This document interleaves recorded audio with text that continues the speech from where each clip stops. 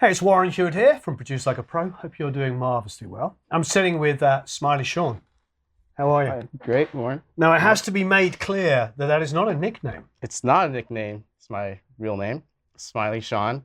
Smiley being my first, and Sean's my last. You were telling me you had hippie parents, hence the hence the Smiley.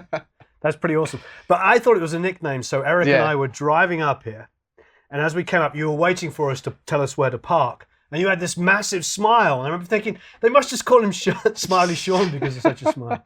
That was awesome. Yeah. So, Smiley, this is Tommy Lee's studio. Yes, it is. The Atrium. The Atrium studio. Marvelous. And you've been here for how long now? 6 years, a little over 6 years. That's great. Yeah. And you've been telling me everything you've done here. So, since you've been here, you've done a couple of Motley tracks. Yeah. The first Motley True I was assisted on. The second one I did drums on that with James Michael. And then we had Courtney Love here with Michael Beinhorn. It was awesome working with Michael Beinhorn. And Roth Holgart has been here a few times, so I got to work with him. Smashing Pumpkins.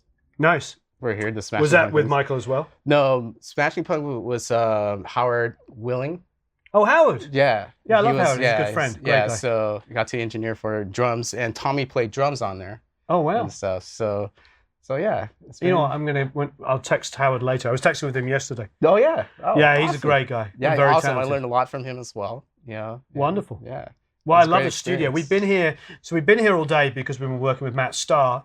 Yeah. Because we did this free bonus course for those people that have the Matt Starr course. It was like because we wanted to get in and talk about drum recording. So yeah. I wasn't engineering. Smiley was engineering. So we used some really cool gear. We can go through all of the gear you have here in a second. Yeah. Okay. So this is great. So you've had Michael Beinhorn come in here. You engineer with him. Yeah. Howard Willing. Ross Hogarth. I mean, it's a great experience. It's just the best way to learn. It's just working with those big guys. And right. It's just awesome. And they were really nice. And just, I had questions and I waited till the end and boom, started laying questions on them. And then they were just happy to show me.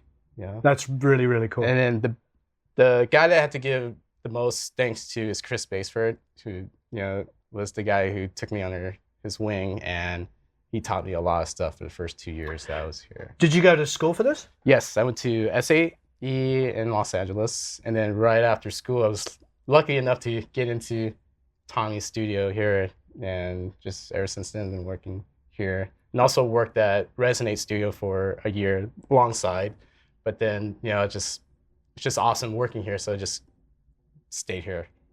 That's really fantastic. Yeah. So this is insanely well-equipped studio. Yeah. We were just kind of joking about it, that you go to most studios in Los Angeles, with a couple of exceptions. Yeah. Most studios these days don't even have half the amount of gear that Tommy has. Wow.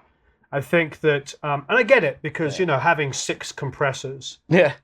Look, for instance, he's got 4 1176s, and we'll obviously go through all this in a minute. But, I mean, I'm looking at all those UAs down there. I mean, 4 of those. Most of the time, a tracking session might use maximum half a dozen compressors, but total, Tommy's got so much more stuff than that. Yeah. So that's really great. And Tommy came in earlier, and he's a real sweet guy, so it must be great having a really awesome boss. Yeah, he's really down to earth, and he wants me to learn. Right. So he's always said, if I'm not in here, come on in. So which is cool. That's why I stuck with him. Yeah, that's wonderful. Being really loyal to him and stuff. So does he track stuff here himself for his own projects? Yeah, he tracks stuff here for his own projects. Other people, I asked him to do drums. We did drums, just like the Smashing Pumpkins we did a few years ago. Yeah. Yeah. So he played drums on that. Yeah, we tracked drums here, obviously. That went really well with Howard. Great. Yeah. So you're doing like a lot of remote sessions where people just send you like a 2-track and you play along with it? Yeah, they'll send us stuff. We'll just jam something, and he's doing some EDM with live drums in it as well. So that's some of the cool stuff that we've been doing, and a great pleasure of doing that. So this is a really cool facility. Well, I really want to just do the tour because it's insane. We've been here the whole day tracking. Yeah. So this live room is insanely good sounding. Do you know who designed the live room? Chris Bayford designed the schematics of it, and then Courtney Lofton built it. I mean, it sounds great in there. Yeah. When Matt was playing, I went in earlier, and I just went in with my iPhone to do some live Facebook thing, and I stood back. You can see up there, probably in the back, and we'll obviously do a more detailed thing. But that is obviously not the window. That is a camera to the live room, which is behind there.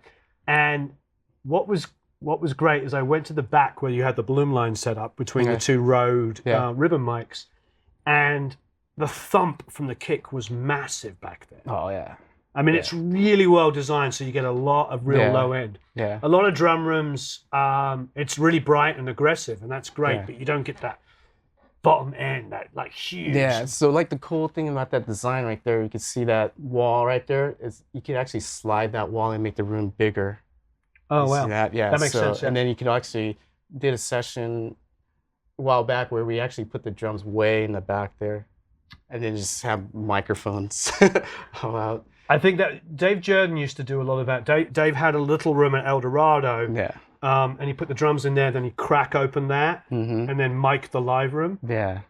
So I know what you're saying. That's pretty wonderful. And you get different drum sounds, yeah? Yeah, and the cool thing too, there's microphones on the ceiling as well. Oh, there in is? the live room, yeah. There's pairs. I think there's 6 in the big one and probably 4 in the back, if I remember They're correctly. just permanently in there? Yeah, they're in there. Yeah, so we could use those. And we did that one of the sessions where we took the live room and just smashed the crap out of it.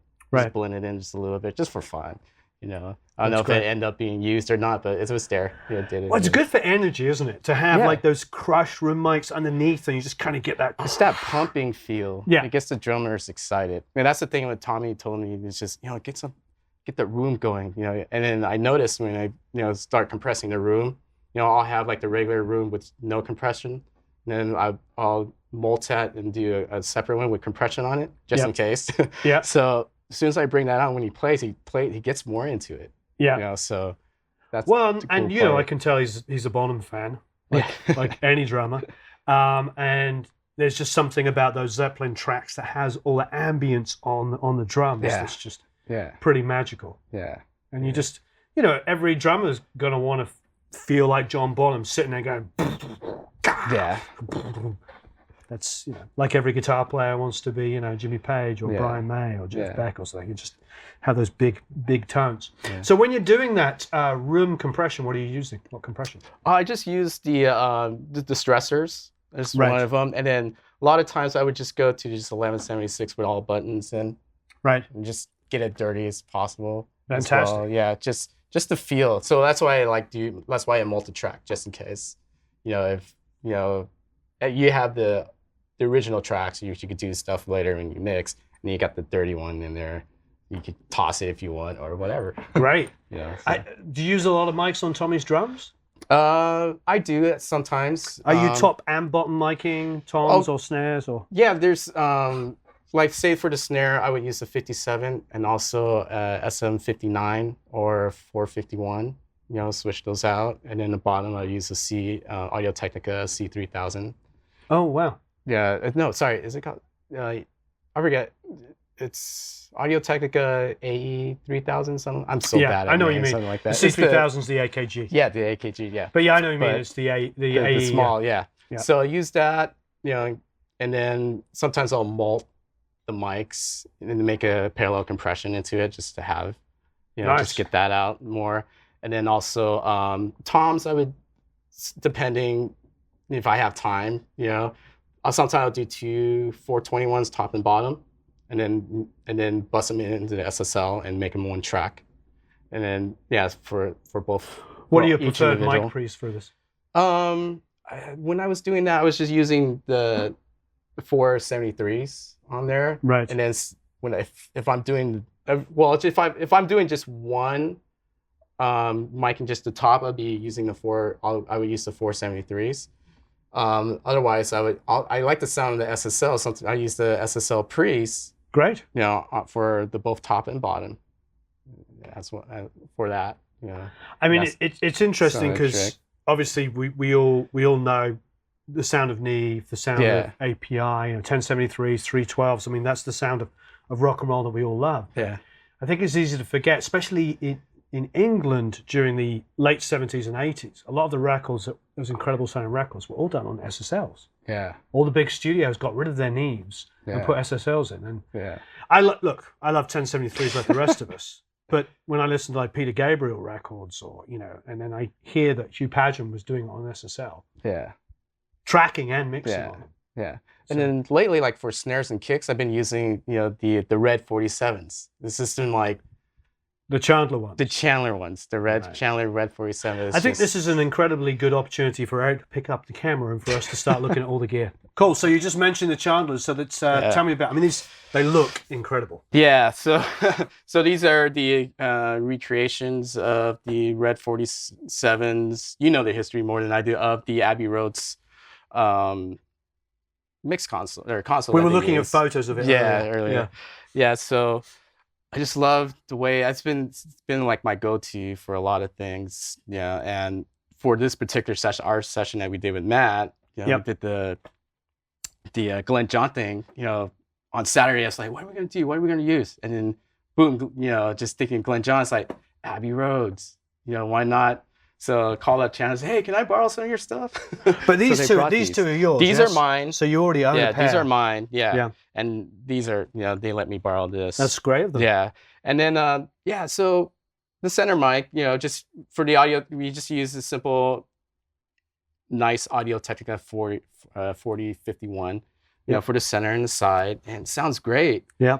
Just for your microphone that's only, less than $1,000, No, they're fantastic. Yeah. And then kick, this here with going through my favorite kick mic right now has been the Sennheiser 602s, and just because the EQ curve that's on there. Yeah, it's sort of, they do a little bit of work for you already, don't they? They got that low bump, they got that mid-range cut, low mid, and a little top. So exactly. They immediately sound like a good... just boom. I was like, wow, this is pretty cool. And it also sounds good on low toms. That's a cool part too. Yeah. Definitely. But yeah, and the snare here, I just love the way this thing sounds on the snare. I don't know what else to say. No, it's great. And you're not using any high pass on them. You've got all the high pass turned off. Everything's all. And the cool thing about this, you could get like weird, because there's like a frequency bump. When you say like you turn it up, you get this. Say like you turn it up at a 70. Yeah. It just get that bump there. It just colors it right in an interesting way. But I just kept it flat just for this purposes. So that's Dave Jordan has always talked to me about that. So it's like a boosting and cutting at the same frequency. Yeah. So instead of kind of doing this, it kind of does this. Yeah, it's not really like a cut. Nice. Hopefully I explained that correctly. No, I understand. I'm sure. If people don't understand, they'll leave comments and questions below as usual. Yeah. So basically, the Glynn John's technique. Yeah. So basically, it's these guys. Yep. Going into the Red Devils here, which is kind of like a Neve. I believe either 1073 or 1081, but aggressive. Great way. And yeah, this is where I got all the snare, that snappy sound, even though the mic distance was like 53 inches or 52 inches away, but that snare present was incredible. There, yeah. So I grabbed a lot of the crack off of that. So this is, what's this called, sorry, again? What's that? What are these called again, sorry? Red Devils. Red Devils, yeah. Okay. They look beautiful. Yeah, or Little Devils, I believe. You gotta look it up. I'm so bad with names. Let's see. Yeah, Little Devils. There we go. They're red. Yeah, they're red. But they're called the Little Devils. The Little Devils. Yeah. That's cool. Yeah, so there's there's a shelf here at 12K. Nice. So I just like cranked it up. I thought, it's perfect at, what's that? About 2.5 dBs up. Great. I mean, granted, it was sounding good with just these alone. Yeah. But I wanted a little bit more excitement to it, just a little bit of brightness to it. Wonderful. Yeah. And then the 3K range, of course, the crack of the snare, and then a little bit body, at 300, and then 60 for the low end. Nice. For the kick. Yeah. It's beautiful. Yeah. Yeah. I mean, it sounded fantastic. What have you got here? What are these Chandlers here? These are the TG2-500 series. They're just basically like those, just without the EQs. So this is what are you typically using these on? Oh, I love them on overheads and hi-hats and rides. Nice. And stuff. And room is good too. Great. I mean, they're all around great. And I like them on bass, I like them on guitars. Oh, yeah. So they're kind of a go-to for you. When I pick my stuff out here, I was like, I need a, I'm not like for my studio, I'm not like, don't have the budget for a lot of good gear. So I research, find out what's overall good. Great. Good. And then what are these two Chandler units here? Well, this here is the Red RS124 compressors, which is basically 3 of these in one unit. So like if you see here, like the 60070B has a different, like a fast attack. Yeah. And then the 60050A has a, you know, slower attack. And then the next one is 61010B. Now, those are the serial numbers on there. So they have different colors. So back in the days when those mastering guys or engineers were picking out their compressors, they're like, hey, you know, I need the 670B sound. So they'll reel that in. Is it based on the Altex that they modded? Or was that a whole completely different thing? Probably a whole completely different thing. Yeah. I'm going to find out more about this, but they look awesome. Yeah, they're pretty cool. And what were you using these on? So these were to make the room excite. So I compressed this in the room with the rhythm mics from Rhodes that we used in there. Lovely. So yeah, and then also I got the fuse thing, just mix everything. It's just like makes everything 10 dB compress harder, you know. So you got the fuse button here, and that's just like, you know, the regular. When you put the fuse on, it's like on steroids. Oh, really? The best way to say it. It's not actually a fuse. Yeah. I thought that was just a fuse. Oh no, it's not an actual fuse. It's just like they're. Hey, I wouldn't know. All right, so next up, we can't really miss it. We have a 56 channel SSL G+, which is pretty darn beautiful. Nice. I have a G with an 8-inch floppy, so this is the G+ with a 3.5-inch. Yes. Which is beautiful. And we were just monitoring the drums, just flat. Nice and flat and clean here. Yeah. Yeah, if you notice here, I don't know, but we didn't use the snare at all with the Glynn John technique, so that's just cut out. That's great. Yeah, so everything's flat. I was just trying, so I did it on purpose because I remember Matt going, hey, you know, I want to try to control everything while I'm playing. Great. And then plus, you know, when you guys load it up in Pro Tools, it'll be flat. It'll just sound like what's sounding here. Wonderful. So, your screen's going crazy. Yeah, I got a call. Oh, yours is doing that too? Yeah, I think actually ours is out. Oh, yours is out. Yeah. Okay. I think Do you have the screen appearing somewhere else? Yeah, I could have it go on that monitor just by switching it, so that way I could see it better. Let's see. Let's do that. It's on PC. And be good. There it is. There it is. Yeah. Yeah. Yeah. And like mine, it has absolutely nothing to do with the actual time or date. Oh, yours says June 27th, 2012. I think mine says 2026 or something like that. Actually, no, we went back in time. It's actually, no, whatever. I can't sustain that joke for very long. So great, it's 56 channels, beautiful. I'm very envious of your VUs. Thank you. I keep my plasmas turned off. I wish I had a VUs. Now, as far as, let's go to the back here. So what are these? These are PMCs. They're the ATL models. Cool thing about these speakers is that they don't have subwoofers. So all the stuff that we're listening, there's no subs. There was no sub? When I was sitting in the back there, it was like my stomach was rattling. Yeah, so there's no sub. PMCs, the guys were telling me they don't believe in subs. You know, usually subs muddy things up, you know, and stuff like that. They sound phenomenal. Yeah. So we were mainly listening to these big ones? Yeah, we were listening to that. Earlier, when you guys weren't here, I was checking, you know, with the smaller 2.2s here. Right. Stuff, but so that's the other PMCs here? That's the other PMC. The cool thing I like about these guys is like, you could actually crank them up. You know, sometimes you like cranking them, mixing them loud, you know, for a while, and it doesn't fatigue your ears. Yeah, that's great. That's the cool part about it. Unlike a pair of NS10s. Oh, NS10 is a different story. Yeah. Yeah. Avantones? Yep. Yeah. Those are just for checking stuff here and there. So you I barely touch those. But you do it just to double check levels? Yeah. Just to go, hey, I don't mix on them just to hear certain things. But I got used to these guys. The PMCs, the other ones? Yeah. Wonderful. So obviously, this is self-explanatory, is a camera to the live room, which strangely enough is just on the other side. Why didn't they want to do a window? They just... Well, I believe they didn't want to tear down a wall and put a window in there. Like that. It's probably easier to just... Plus also you can have two things going on. Yeah. I've done, yeah, otherwise, I suppose you could put curtains on as well. Yeah. But that makes sense. There's like a little setup Yeah, here that's with our the little graphite. edit station here. Nice, a little, Yeah, a little edit station. Yeah. And then when artists bring their own engineer, the engineer would sit here, I would sit here. Right. And then there's stuff, they take off and I'll just sit and start editing and stuff that whatever they need me to do. Fantastic. So, yeah. And I mean, and this is obviously very important. Yeah. Very nice. Okay, so this is where it gets to be a lot of fun. There you go. Oh, well, that and the sunglasses light. Yeah. The sunglass lamp. Excuse me. Bless you.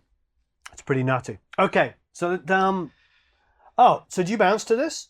I don't. That's what I have. Yeah. Although I have a newer one, but I have the Lavery, but this is original with DB Technologies. Yeah. So this is actually connected to this Alesis here. Oh, right. You ever use this? I don't. I just bounce everything in Pro Tools. I try and make it as easy as possible. Yeah. This was I'm sure this sounds great. It was great. I mean, Lavery, who are now this company, make fantastic stuff. And for the longest time, most of my friends, professional mixers, were mixing through this exact stuff. Yeah. Mark Endert was going to Masterlink. Yeah. So, yeah. Okay, so moving back up here, we have a massive passive. Did you have any favorite uses for this? Or? Usually on the mix bus. On the mix bus. I usually go from here to here. Just recently, I just started doing everything on the SSL just because, Tom said, hey, just do it on the SSL, So the last three projects, we've just been doing stuff here, and I got hooked. It's just been playing around with just going from here to here, just to hear the difference. Trying out the GML. I like the GML. Sorry, Manley, but I really like the GML. People love the GML. Yeah. So just really made on mix bus. Wonderful. Yeah. And then moving down here, what's the Motu there? Motu, that was was the live rig, but it's just sitting there right now, so it's not really doing anything. An Aphex or Exciter. Yeah, like with a Spinal Tap mod. I'm just joking. It's called Big Bottom. Big Bottom. Talk about mud flaps. Anyway, so couple more Aphex. Yeah, I barely touched these guys. Right. Yeah. So. The Radial. I love Radial as a company. This is pretty cool. So what? So that's like does minor phase shifts. Yeah, So let's say if you have two kick drums, one is inside, one is outside. Yeah. And then you just want to line it up. It's just delay. You'll delay the inside kick. Yeah. So you could just move it in Pro Tools. Right. But just move that. Nice. Do you use it to do that? Chris showed me how to do it, and then I did it for a while for my own projects. Yeah. And then after a while, it's just, I just move it in Pro Tools. Right. It's just everything's on budget these days, and I don't have time to just. Sure. I'm sure I did it before, but. No, and they're a great company. So wonderful stuff. Okay, so we were talking about this. This is the Dolby trick, the A type, the Dolby A. Yeah. So you have a pair of these, and what are you using them on? Well, I like to put them on snares. Wow. Just because you get that crack. Yeah, that air. That air and crack is just cool. And vocals is cool. It's the mutt laying. I call it the mutt laying thing. Yeah, no, it's fantastic. Yeah. We since Christopher Thorne did it in one of our videos, the used value of these went up dramatically. So we'll just add to that. So next up, you got like a little API Lunchbox here. Yeah. And this here, just whatever I need EQing. A lot of times I just try to get it like right with the mic, and then sometimes you just gotta use the EQ, just throw it in there, just get that bright. Wonderful. I try not to cut too much when I track, so, especially on drums. I get scared of phasing. That's that whole thing. But I just mainly boost. Getting like, as you can see, it's like the top and low, just boosting from the snare. That's great. Yeah. Sans amp. It was great. Yep. More radio. That's kind of like a distributor. So you can plug your guitar line in here, and then you can send out different lines into different amps. That's and you wonderful. Can play them all at the same time. Which is, wow, what's going on down here? So this is all the different amps. All the different patch bay. It's like the patch bay for amps, so. That's great. Obviously, these are the speakers. Yep. And then, from guitar to the power amp up there are these guitar heads, speakers to the cab that's all the way in the back there. That's fantastic. Yeah. So the cab's in a completely different room. Yeah, it's in a completely different room. That's great. In there and stuff. Well, wonderful. We can check out the amps. They're over there in a second. Yeah. We'll get to them. There's a nice collection. So these are beautiful. What are these? So these are the Mercuries? Yeah, Mercury EQs. Presumably Pultex. Pultex clones. Yeah. Yeah. Mainly I use them on kicks and sometimes So you have vocals. it on a kick here. You got a boost to 60. Nice little 3K boost for some attack. Great. Yeah. Really, really nice. So 4 of those. That's beautiful. The GML we just talked about. Using on your mix bus. Use on my last mix bus. You still see the settings on there. You got a little. Oh, I see. Yeah, just a little boost. 3K boost, and then a little. What was it 200 boost at 3? That's great. And what is this GML here? This is a compressor. I've never used it. Yeah, I haven't used this just quite yet. I should play around with it. This coming up year is my goal to just actually go through every single. Even though I've been here for 6 years, it's a lot. I can imagine, yeah. And still just myself learning. Sure. Just going through, just learning the board and all that stuff. Oh no, I fully understand. I mean, most of my gear I've used at one time or another, but I don't always use this. I don't go back and use every piece all the time, so I understand. The Verimue. Yeah, that's another compressor right there too. I love this one. I love this on guitars. It's always been a go-to for me. It just takes that top in and tucks it in nicely. Mm-hmm. Yeah, these are very beautiful. Yeah. Are you using on anything in particular, or? No, I haven't played around too much with it. I've seen engineers coming in, just throwing it on, just on the drum bus sometimes. And like you said, guitars. I've seen them doing that as well. It's great. I've found, and maybe it'd be fun for you, is that anything that you want to aggressively make brighter, if you put that at the end, maybe I'm just imagining it. Who knows? It just it just seems to really bring in the top end nicely. Yeah. So anyway, they're very beautiful and highly recommended. Now the 33609, does that get much? Yeah, I did like parallel drum compression on this, and also parallel mix bus as well. Oh, wow. Yeah, just smashing it, just bringing it underneath it. Nice. But I really like it on a parallel. I mean, since we only have one, so I had to like print it out and then bring it underneath, and then I put it as a parallel compression under the actual mix and just brought it underneath it. I thought it sounded pretty cool. Oh yeah, that's great. Yeah. That's wonderful. And then, as you were mentioning earlier, a pair of distressors. Yep. Vocals are great on that.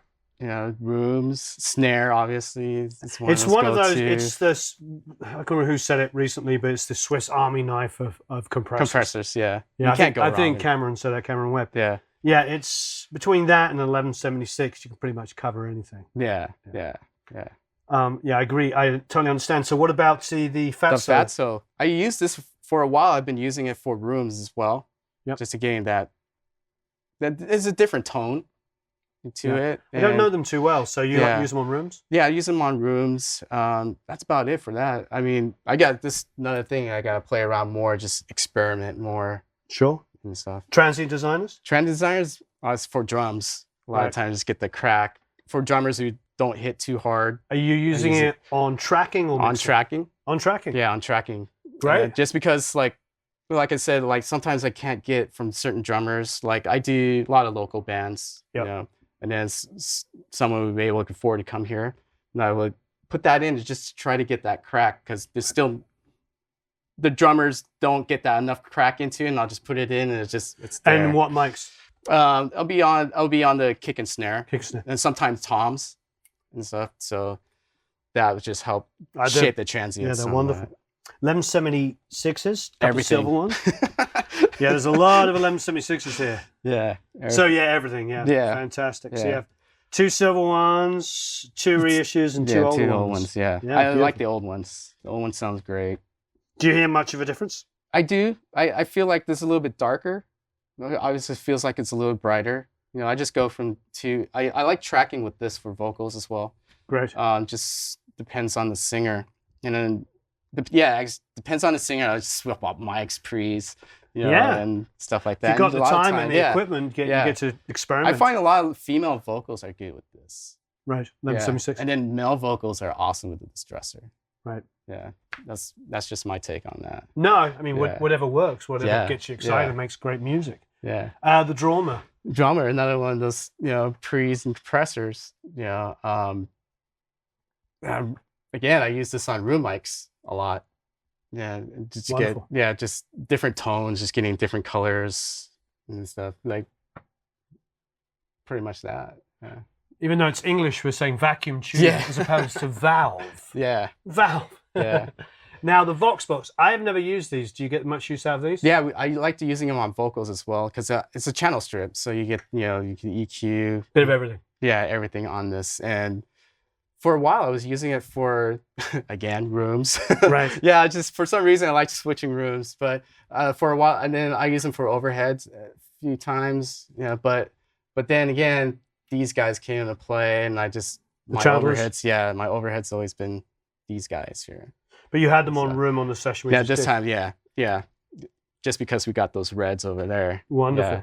But before those reds, I was like using these on. So this again, it's the TG channels. TG channels, yeah. Beautiful. What is this? This is the Helios. Oh, it is. Yeah, it's the Helios 69. Oh, wow. Yeah. I haven't seen one in the flesh yet. Yeah, it's pretty cool. Again, this is like one of my go-to, like another room mic thing. Just like usually the room mics are like my way of hearing smashing things. It makes sense though. You know what? Somebody asked me today on Facebook. Yeah. We were driving over here, and I read this message, and they were asking me. You know, they were beginner, and they're like, "How do I learn how to use a compressor?" And I said to them, "Take a drum loop and play with the attack and release." Yeah. Because with the attack and release on just a stereo drum loop, as you know, you can increase the transients or decrease them. Yeah. So you can get like or can you yeah. You know, depending on how you play with those times, you can really exaggerate those transients or reduce them and make them sound. So what you're saying, if you're learning different pieces of gear using a stereo rooms, sounds like a great way to hear it. A lot of time I was just like moltings. Nice. So I have my safety track and my compressor, whatever treatment track that I have. And people, let's not forget that he is working with one of the world's greatest drummers in a great drum room, so he gets a chance to play with room mics. And how many room mics did you say were in the ceiling? I think there were 8 of them. I wouldn't say 8. There's 6 in the big room, then probably two in the smaller room. Right. So you've got a lot of opportunities to play with room mics. Yeah.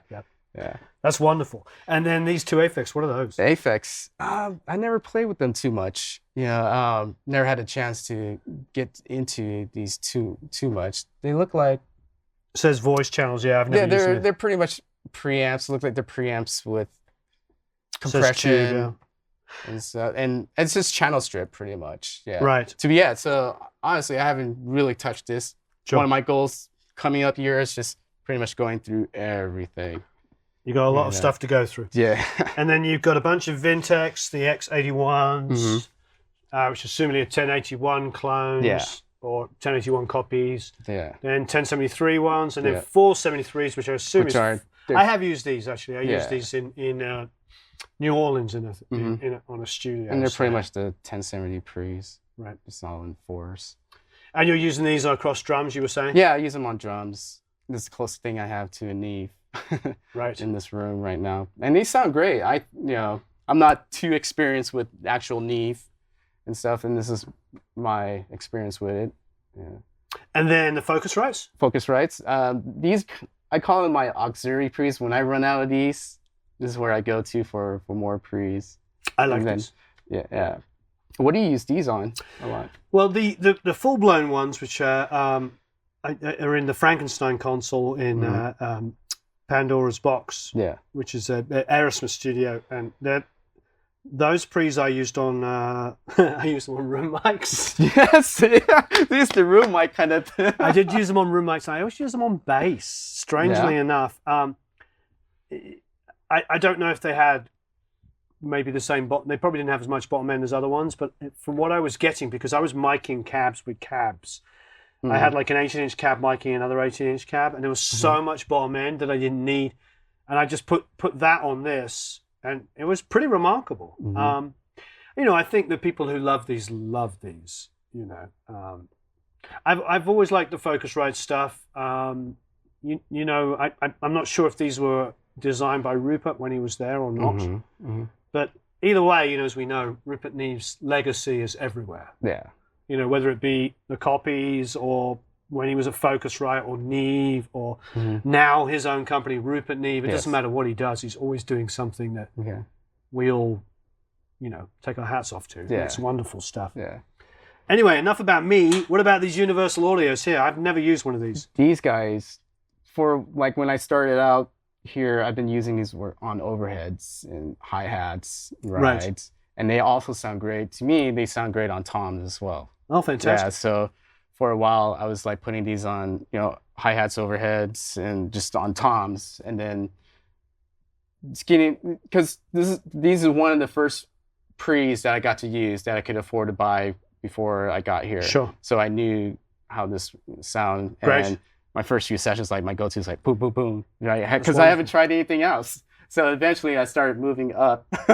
Literally moving up to these pre's here. I say I haven't used them. I've used them a handful of times. I've just never been in a studio where I've had a lot of time to play with them. Yeah. They've always been like you were saying, for you got extra pre's you plug into. Yeah. These were always like, if I had 1073s or 312s and then I needed one other thing, I'd go into this. So I don't have good experience with them. Yeah, if you get a chance, try them on toms. I thought they sounded great on toms. That's wonderful. Yeah. There is a koi pond through there, like in a studio. There is like Christmas lights wrapped around like posts. Back here, there is a movie theater. This is the kind of studio you would, if you're a rock star and you want a really amazing studio, this is the studio you have. Anyway, all right. We're going to see more of that in a minute. Okay, so next up is some really great multi-effects. I have one of these and love it. Do you use them much? These are uncharted territories. I haven't gotten through all of these because of plugins. Yeah, I was going to say, look. So I mean, the PCM70 is like pretty much an industry standard for most of us. You know, I'm 10 years older than you, so this is what I grew up using. The Rev5, actually I didn't use that much, but the SPX90s are everywhere. Yeah. Andy Wallace is very famous for using them. Yeah, on drums, right? You use a lot on drums. Yeah. Exactly, and guitars. Guitars, yeah, for width. At least from what I've been led to believe. And then the prime times are great. I mean, this is a great combination of things. Finishing up with a TC down here, delay is amazing. But I think for all of the aficionados and the fun people, they'll probably love the fact that you have a split second. This guy here, yes. So did you get to use this? I got to use this. Okay, good. Yeah, so when the Smashing Pumpkins was working with Howard Wings, for one of the, I guess we could call it a trash mic for the drums, we put this, you know, where the beater is, and where, you know, in between the snare and the beater, and we just like smashed the crap out of it. Nice. Distorted. Really got it really distorted. And just. And who did this? Howard Willing. Howard. Go Howard. Yeah. So he brought it. Ever since then, I've done that with a few of my projects. That's great. Track here, you know, I just write on your trash mic, you know, for them, trash track. So as you bring it in, it just sounds pretty cool. It does something to it. It just more energy, fills the gap that you need. You know, I think that's great. And like you were saying earlier, like Tommy plays more inspired when he hears more like energy in the track. In the room. Yeah, God, you know, I get it. Yeah. That's great to hear. Then DBX 160. I love these. Yep. Sometimes I compress it on the snare. Yeah. You know, do like a parallel compression on the snare. Right. I don't know this. Oh, it's the 902 series. Yeah, it's just de-esser, which there's plugins now these days. De-essing is one of the things I would say. De-essing and gates, I think, are one of the things now that DAWs have really helped us with, because we can get in there and do details that you couldn't before when it was on tape. You couldn't. Yeah. So I understand. Now, are you getting to use this? You obviously have one in the console. Yeah, we use this as well. Sometimes we do a parallel. I like this on drums too. You know, parallel compression on the drums. If you know, if I don't want to use, if that is being used in the mix, then I will use this, or vice versa. You know, actually, I use the console. What are you pointing to? I'm pointing out to 33609. Oh, if you're using the 33609. Okay. Yeah, pointing that one. You know, or you know, mainly I just use that. Use the bus. The bus, yeah. The bus compressor in the console. On the console, yeah. And then what's this down here? This is just like a amp simulation back in the days before software. I've never used that. Yeah, so it's a load box. It's made by Palmer. Yeah, so Palmer is a company known for like load box and then amp simulation and pedals and Right. And they also have another rack version as well. And you just just filter loads. It's just an amp, Right. pretty much. Yeah. I see. So yeah. Never tried it. I'll have to try it. And then what's this? This is an awesome bass head. Oh, so it's a bass head. Yeah, it's a bass head. Is that patched into a cab? Yeah, there's a patch into the cab in the back there. Oh, wonderful. Yeah. Oh, the VHT. God, I remember these. You use this? I never used this. This is a guitar amp. I know that. My memory of VHT is like the top end on it was insane. Is it? It is like, whoa, whoosh, take your head off bright. Yeah. But I was tracking this one guitar player who had, I can't remember how many, 6, 8? 8 of these?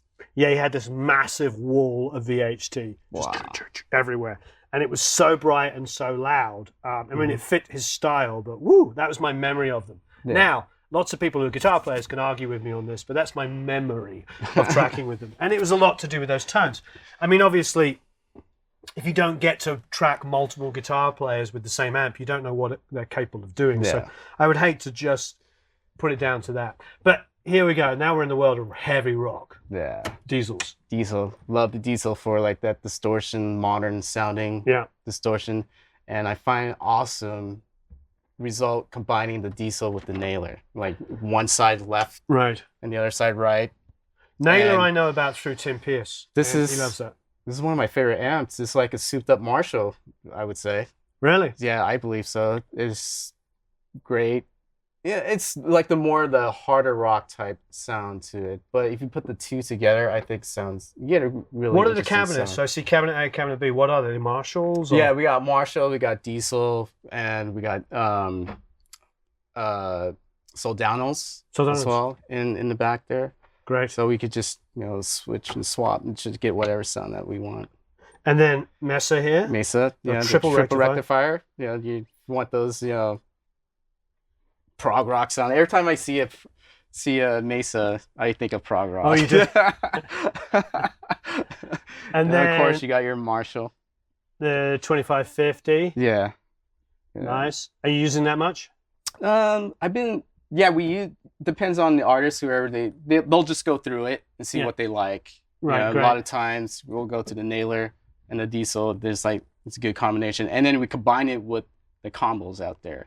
Oh wow. Yeah, so you we'll get check that. out in a sec. Yeah, so you get that thickness of the head. Yeah. And then the presence of, say, like the Supro Right. up front. So the combination of that. And then another diesel. No, diesels are like our backup. This is like a stereo version.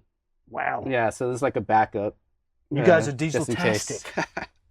Yeah. I see a bunch of DI boxes hanging out behind you. Yeah, just DI boxes and then extenders, pedals. It's a bit of mess in here. That's all right. A lot of radio Yeah, stuff. A lot of radio stuff. Got to be honest, we do love the radio stuff. Yeah. They make really good DI boxes and really, really good stuff. They've been. I've been a big fan of this for a long time. Yeah. Okay, so let's take a quick gander over here. This is where we dump all the chairs. It's just a chair dump. The chair dump area. Because we're moving the chairs out of the way so we could film. But what is nice here, even though Tommy's a rock guy and he's got a great collection of amps and an amazing drum room, he also has a really nice collection of keyboards. I'm really impressed with this. So, MiniMoog Voyager. Yes.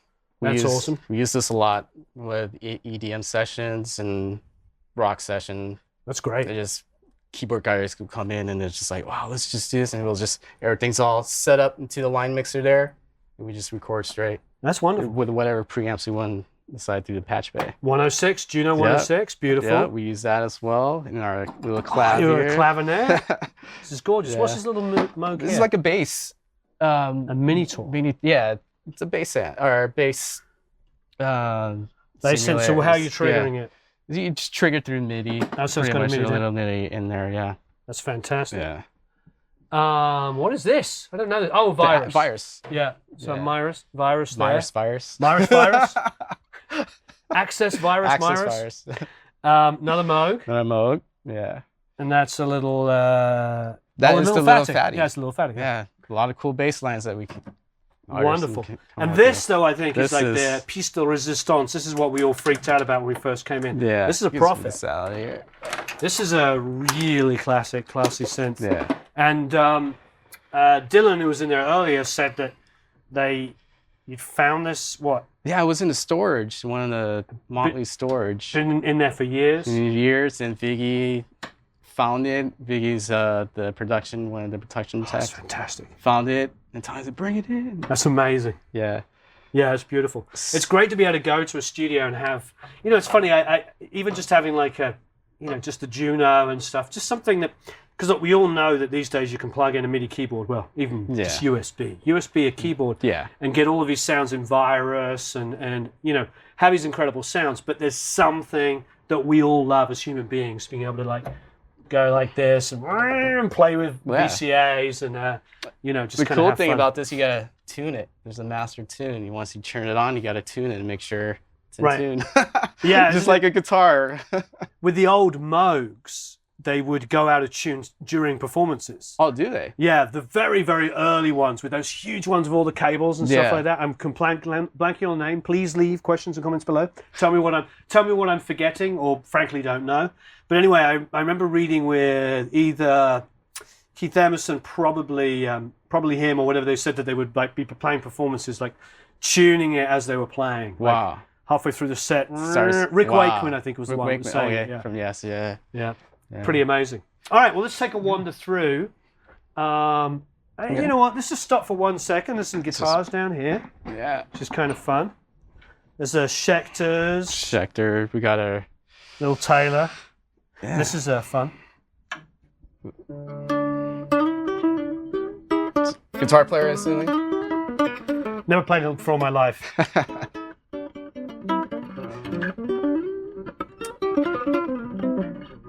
There you go. That's nice. Dang. I love little fun, cheap guitars like this. And actually in tune. I just picked this up. Pretty close. Lovely. Well, wonderful. So some instruments to play. Yeah, I got a baritone guitar. Nice. Baritones are always good for just like giving us the extra fatness in the heavy stuff. To it. And now this hallway, Matt was freaking out about the hallway. So who did this artwork? Do you know the artist? I don't know. Well, I should know all these stuff, but I've just been focusing on audio. So it's really, really cool. Yeah. And did you see this? The guns? Oh no. Oh, dude. Oh wow. So gun lights. Gun lights. That's pretty crazy. And this sculpture here, I don't know if you can see it under the light, is absolutely crazy. I don't know what it is. It's the craziest looking human animal thing playing a violin. With hair in the face. It's kind of awesome and creepy all at the same time. There's a little bit of like an old castle feel about this with the arches. And then these huge doors. And then here we are. We're in the live room. In the live room. Where we were just tracking with Matt. Yeah. All the microphones. Clapping doesn't prove anything, but I'm going to do it anyway. It's definitely super, super live. Yeah. This was, you had the Bloom line set up back here. Actually, it's XY. Oh, XY, yeah. Yeah, so I like things simple. Sure. XY stays in phase. There it goes. Beautiful. So you didn't have this but these are in figure of 8 the whole time, yeah? Yep. Oh, okay. Yeah, so I was like, whoop, this way. Beautiful. And these are 2 ribbons, 2 Rode. What's the model called? NTR. NTR. Yeah. They sounded amazing. I've never used them before, so. Yeah. Big shout out for Rode for making beautiful ribbons. And they made it for Tommy Lee, the TL. Right? Oh, is this what the TL? So he's got his own mics. Beautiful. Yeah. Now, there's a lot of different surfaces. So who did you say would design it? Chris Baseman? Chris Baseford, yes. Baseford. Baseford, yeah. Baseford. Yeah, so you've got the stone back here. And that, oh, wow, look. You can see, so if we turn this screen on. Yeah, unfortunately right now, for some reason, I cannot get the video feed to work. Oh, I'm sorry. Yeah, I can. So that would be looking in the control room? Yeah, that'd be in the control room. Nice. Yeah. And that's what we're seeing in the live room? In the live room, yeah. That's really cool. So, beautiful live room. It sounded fantastic. So, I like that you have a good selection of you're thinking outside the box. You've got 421s on toms, which is quite typical. Typical, yeah. But you've got the Sennheiser, there's a 602. Yeah. And then you have the Audio Technica that you're Technica. using for the overheads. Yeah. I was just thinking about audience, just you don't have to have great mics.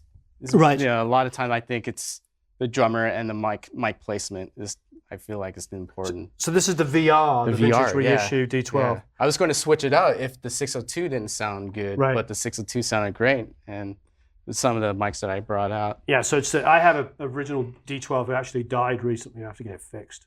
I say recently, it's been dead about a year. I should probably get it fixed. So the VR, I'm great they reissued it because a lot of people like the old one. And then you got an RE20 here. RE20.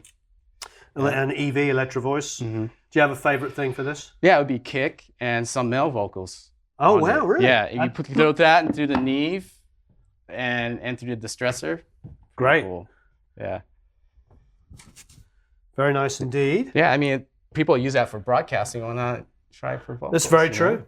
A couple of 57s there for the snare. Session. Yeah. We had one of those on the snare top, and the other one was on the beater side. On the beater side, yeah. Very cool. Phase reverse, of course. And you're using Furman here for the headphones, which is really cool. Yeah. This is interesting. So, any guesses to what this is for anybody? I first saw one of these with Chad from the Chili Peppers when he was rehearsing, not recording, but was rehearsing. And it is a thumper. So how does it work? So what it is, you send a signal from, I send a post-pre into this. Yeah. And for a kick drum. So every time you hit a kick, you feel it on your butt. So it's not hooked up, but every time sometimes for live playing, you can't hear that low end. Yeah. And Tommy said you just feel the kick, and it just makes them play better. That's crazy. Yeah. So a lot of drummers use those. Yeah, no, it's what I've been hearing. So the BC Gigster. Yeah. By potteranddavies.co.uk. Nice. Yeah. We'll give them a shout out. But no, I've been hearing a lot of good things about it. Yeah. And now for mixing, they're doing this thing where you wear a chest thing. What? And you feel it on your chest. Yeah. Mixing. Interesting. Yep. Interesting. Okay, so now, as Smiley was describing earlier, there's another room, and this opens up. Yeah, this opens up. We We just got to move the baffles and stuff, but it does open up. And then we have, here is the live room. Live room. Look, do you use this? Yeah, we just put this up now and been using it. I did a last session with Phil X, and we just moved things around to just get the tone. That's really good. And then is it completely recallable? Yeah, you just got to have it at a certain spot. Say, I haven't found the spot that I really like just yet, except for that session. It was just, we use a different cab. But as soon as you find that spot that you like, you set it as a preset. So you got to make sure if you move it, you got to put it back in the right spot. Who's it made by? It's Dynamount. I think Dynamount. Yeah, Dynamount. Dynamount company. Dynamount. So yeah, you can control with your cell phone. It's Wi-Fi and USB, so you can control it. We have it set up where you can control it in the control room on the computer. That's so fantastic. So yeah, so it moves. It's so you don't have to send your assistant blaring. Right. So it's just this. Well, but that's part of the baptism of fire. The assistant comes in with the guitar player going chong chong chong chong, and you like moving. Ears bleeding. Yeah, comes back. What? Wow, there's some fun stuff in here. I'm going to start over here because I just saw I Love Michael Jackson sticker on this Ampeg. Yep. On A10. Are you using this to record with much? Yeah, I when I do bass, I do amp and DI. Yep. So the Aguilar will go through here. Great. I get it like super distorted, and then you got the DI for fun clean. Guitars down here. Yeah. I've got to go for this first. Oh, I love this. This is like our go-to rhythm. A lot of guitarist players come here into here. They'll play the guitar, track the rhythm, and I'll say, hey, why don't you just try this? This ended up being the guitar that they keep on the track. It's great sounding guitar. Feels great, just like it is. It's beautiful. Yeah. And then, Paul Reed Smith. Paul Reed Smith. Subtle looking guitar. Pink sparkles. Wow. Yeah. Wow.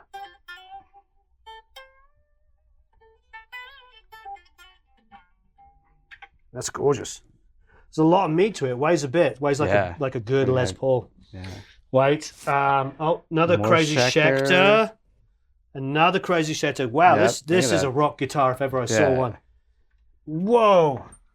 Okay. It's got. Are those like bullet shells or what are these? Are they bullet casings? First of all, it weighs a lot. It's got a V. So does it actually move when you play or anything? I don't know. I never noticed. I mean, this has got to be made for him, yeah? Yeah, this is made for Tommy. You know, Tommy plays guitar when he was doing Method of Mayhem. Wow. Yeah, his project. Wow, that's crazy looking thing. Yeah, so... I mean, look at this strap. Look at that. All right, I'm going to... Wow. Here you go. So he's playing it low? Yeah, he plays it low. That would be an understatement. There you go. This is... Oh, and it's detuned. Look. Yeah. That is low. That's definitely metal. Yeah. I'm assuming it lights up. So yeah, I wonder. Yeah. I wonder, but whoa. Yeah, that's a lot of guitar.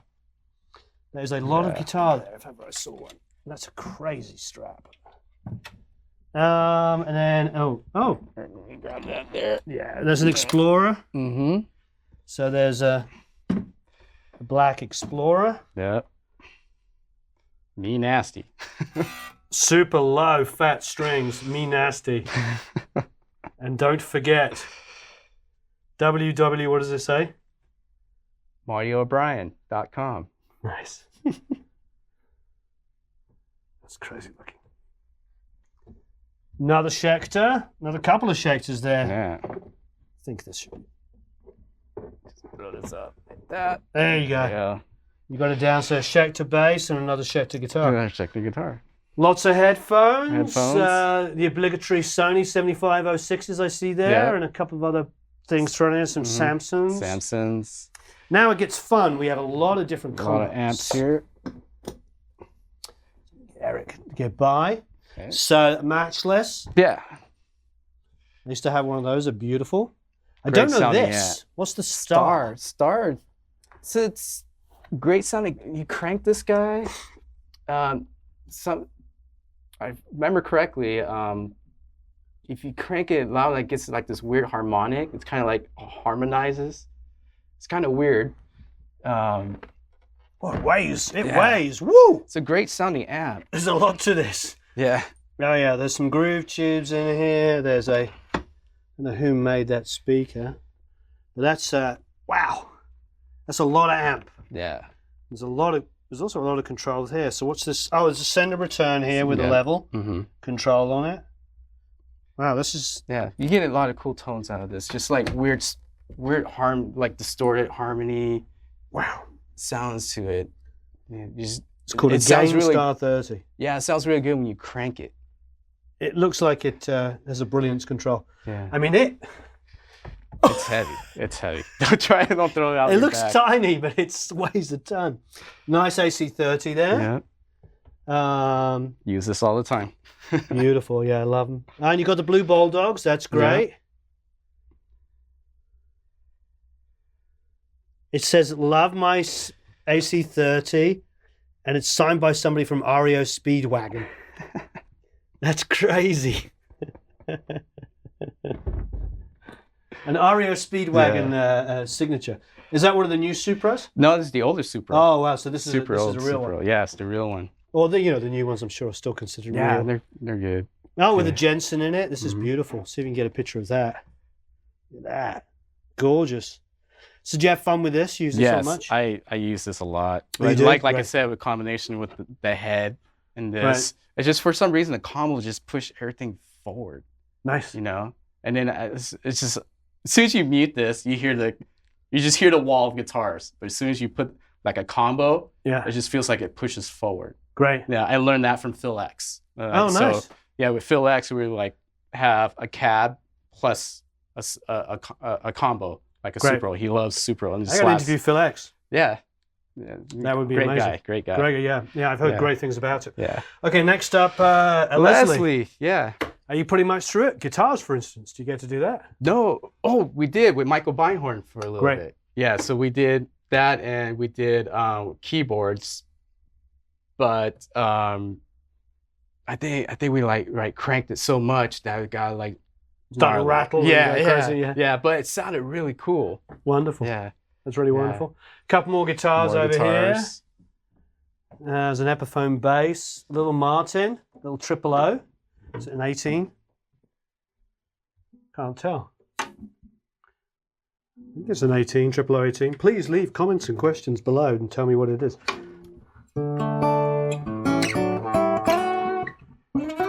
It's nice.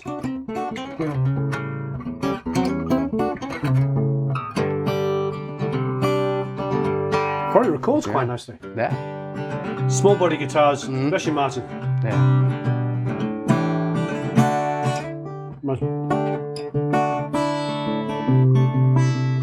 That's great. Yeah. Beautiful.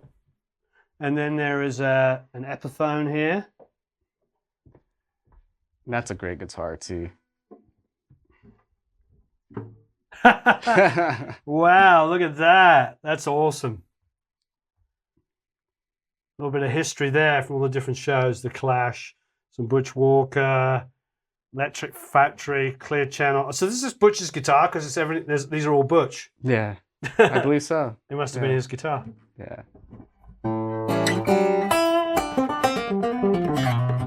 A lot of mid-range.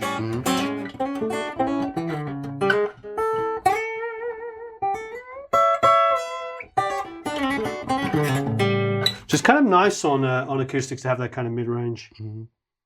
Yeah, beautiful. All right, well, this is fantastic. Yeah. Let's go in. What's in here? The rack rooms? In here we got what we call the machine room. Ah, the machine room. Yeah. So we got our interface. We got the computer. We got the atomics. Oh yeah, the atomic power supply. Yeah, and the old power supply is still there.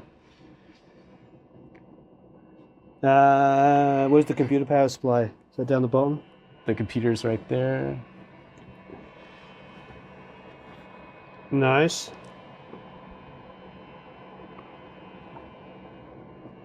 So you changed over to HDX? Yeah, we're on the HDX. Oh, there's a 960 there. Mm-hmm. I didn't see it in the studio. The controller. Oh, the controller's like right. Oh, I missed it. Where all the Chandler stuff are covering up. Serves me right for not seeing it. And then what's in here? Is this? And here's the amps? ISO for the cabs. There's a light switch. Do that. Back here. Great. Oh, I see. So you have a Saldana, a Marshall, and a Diesel all ready to go. Mm-hmm. Wonderful. Yeah. That's really cool. Very cool indeed. Yeah, the cool thing about it is like we actually close this door. We have usually I put guitars in here if we're doing like a whole jam session, and then I'll throw a bass in here, bass cab, and then you know the drums. It's somewhat isolated, probably not enough. too much. It's enough, Yep. you know, until you can mix. But you know we had Phil recorded his album here. You know, we did 6 songs here, and he did like the live jam thing. Great. With all superstar drummers.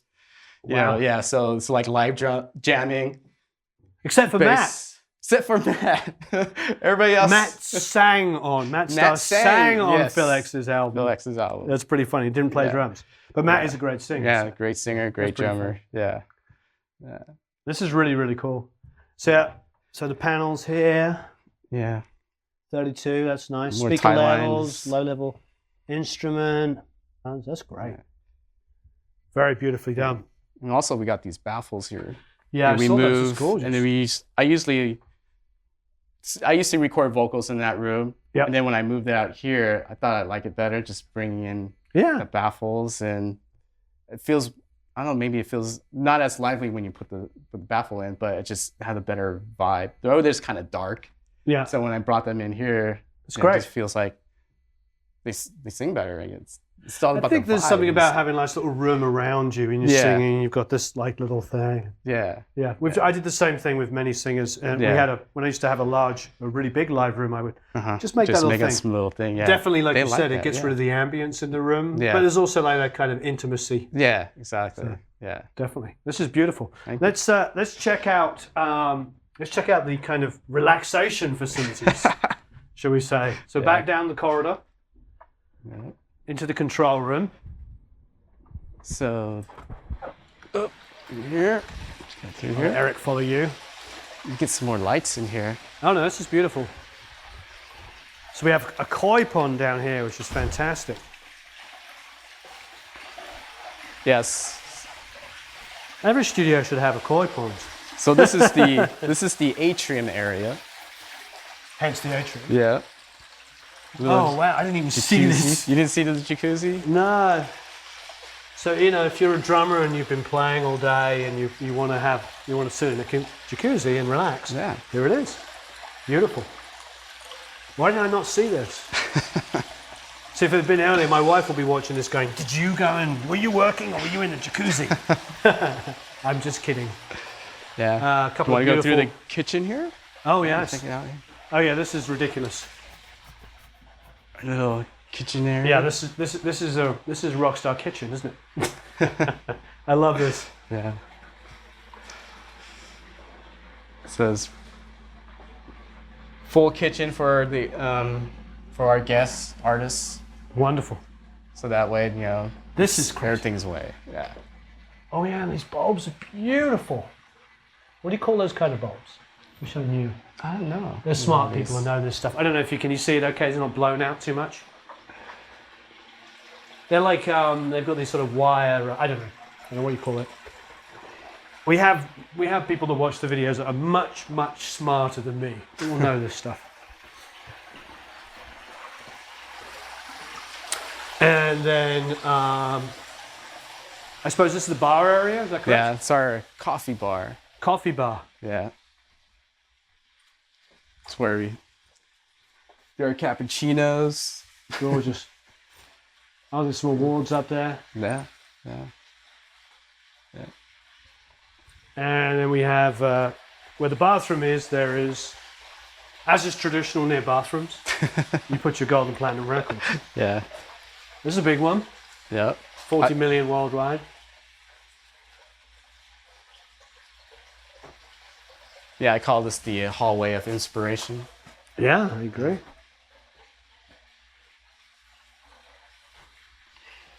I wonder what what was the first album? I'm sorry? What was their first album? The first album. I remember that. That was huge. Shout at the Devil.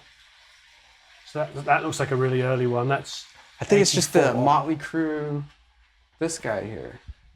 It's the Motley Crue one. Does it have a year? Or Too Fast for Love. I believe that's the first one. We're going to have all of the fans will know better than we do. So this is great. Yeah. Oh, look. It's nice to see that. With the British flag.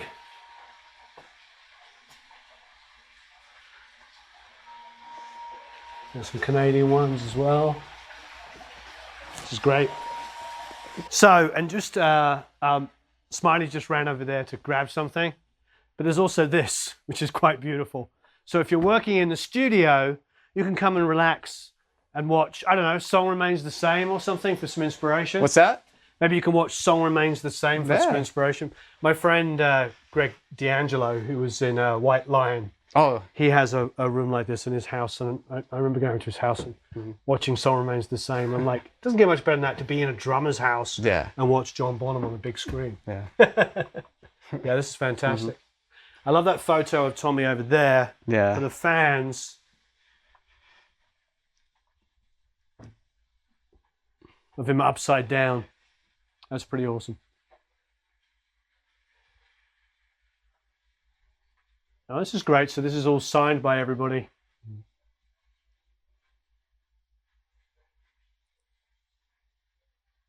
Fantastic.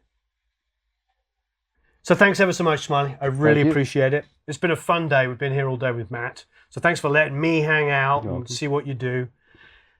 Smiley's very humble, and I love the way we were going through the gear. You're just like very understated about it. But he got drum sounds, I don't know, Eric was here like in what, 5 minutes? That sounded fantastic. No, for real. I've been doing this a long time, and I know you know your room, and that's really, really good. But you have great ears, and the drums sound phenomenal. Yeah. And you're very humble, and I like that about you, but the results were fantastic. Awesome. Thanks. Drums sound really, really big. So, you know, look him up. We'll put contacts and stuff for the Atrium underneath, so any serious inquiries for recording, you'll answer them. And this is a really wonderful, wonderful sounding room. Thank you. And you do an amazing job here. So thanks ever so much for all of your time. Thank you.